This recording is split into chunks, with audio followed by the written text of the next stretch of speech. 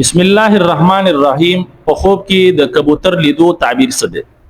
په دې حواله سره ملګری ته پوسم کړل دی چې اکثر او بیشتر ز په خوب کې نم یعنی کبوتر یې چې کله هم ودګم دی چې په خوب کې ماته کبوتر په نظر راځي دی چې په دې حواله سره ډېر زیات پریشان هم چې آیا د دې تعبیر بس جوړیږي، آیا ماته نقصان خو را رسیدو ولا نه دی چې کله هم ودګم نو اکثر او بیشتر په خوب کې کبوتر یې نم نو دیو چې آیا د دې تعبیر خط تعبیر دی یا د دې تعبیر بد تعبیر دی، یعنی نقصان والا تعبیر دی یا فائدې والا تعبیر دی.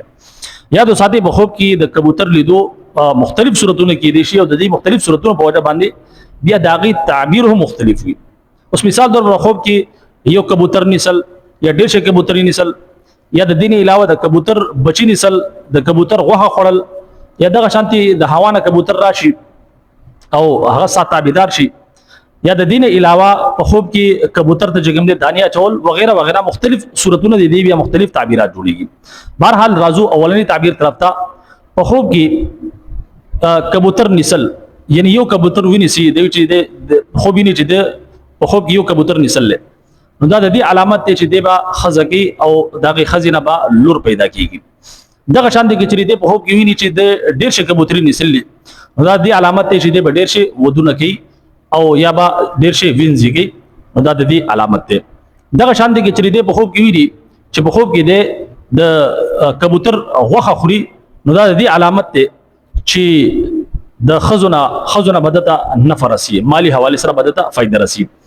دغه شان دي چې دې په خوب کې ویدي چې په خوب کې ډیر شي د کبوتر بچی د نسلی نو دا د علامت ده چې د خزونه بدته نفر رسی. او دغه شانتي بعض چې معبرین دي هغه دا فرمایي چې په خوب کې د کبوتر بچی لیدو دا د خزینه د غم او د مصیبت رسیدو علامت ده. یعنی دغه کستبه د خزینه چې د غم رسی یا مصیبت پر رسی یا پریشانی به د خزینه طرف نه دتا رسی نو په دغه باندې بیا صدقه خیرات هم کول پکار دي. دغه شان دي چې په خوب کې د ویني چې په کور کې د ډیر شي کبوتري دي یعنی خپل بکور کې د ډیر شي کبوتري نه دا د علامت دي چې د ډیر شي ځامن کیږي. د دین علاوه کچري په خوب کې دی ویلي چې د خواته یو کبوتر راغله د هوا په هوا باندې راشي او د مخه ته کینی او د تابعدار شي نو دا د دې علامت ته چې د تبا ډیره نفع ملاويږي اچانک. د دین علاوه کچري په خوب کې د کبوتر ته دانی اچي نو دا د دې علامت ته چې د خپل خزي ته جګم د تلقین کوي یا د شانتي خونه ورته کوي.